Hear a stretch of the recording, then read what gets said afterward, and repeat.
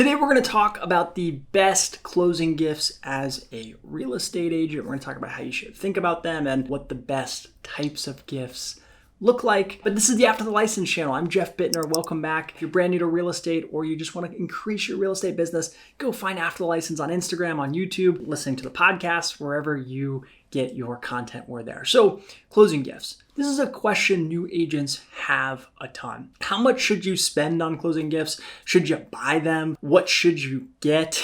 All of those fun things. At the end of the day, I'm a big fan of closing gifts.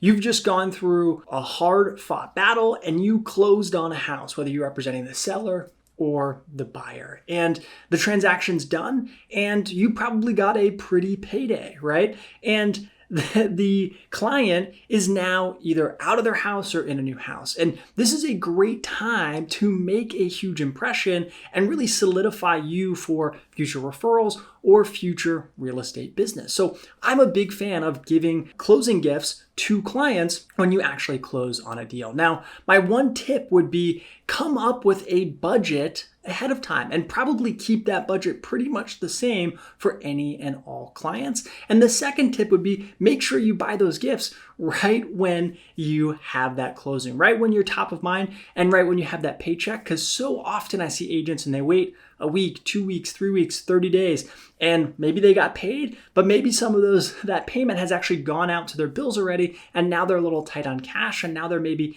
not so interested in buying that gift. So buy it right away when you're top of mind and that paycheck just hit your bank account. And again, make sure you're probably in the same price range for most all of your gifts, unless you have a super high-end luxury client and a price point that you've never hit before, then maybe you can go above and beyond. So what makes the best closing gifts? There's a couple tips and tricks here. One, the best gifts are ones that are personal to your client. And what I mean by that is, are they really interested in something? Do they have a specific hobby? Do they love to cook? Do they enjoy nice wine? Do they have kids, right? Think about them as people, because the best gifts are going to resonate with them as people. Okay. The second tip is if you can make it something personalized, so personal and personalized, that is a huge pro. It really shows them that you're going above and beyond and thinking about them, again,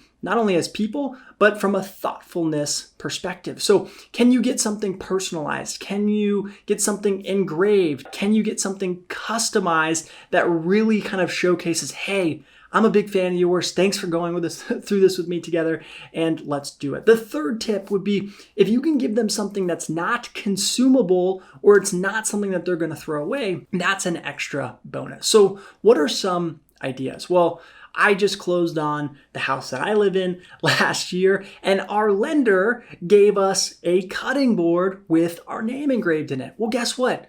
We're never throwing that thing away. It's personalized to us. And every time we go and bust out that cutting board, we think of that lender. That is a perfect closing gift, right? And there are some other things along those lines. A welcome mat or a doormat with the person's last name. That can be really beneficial. We have a local cookie company here that will deliver cookies with a wooden box, and you can engrave any logo on there that you want. So there are some really smart and cool ideas out there that are personal to them, that involve their home. If you know they're into something like cooking, a cutting board would be great. And make sure it's personal, make sure it's personalized, and make sure it's something that they're probably not going to throw away, and go with that. Now, if you know they're a big wine drinker, well, buying a nice bottle of wine maybe would work, right? But they're going to consume it and they're going to get rid of it. So you just have to kind of weigh those pros and cons. But I'm a big fan of closing gifts. I think you should really think about them and tailor them to your clients, just like you would any gift.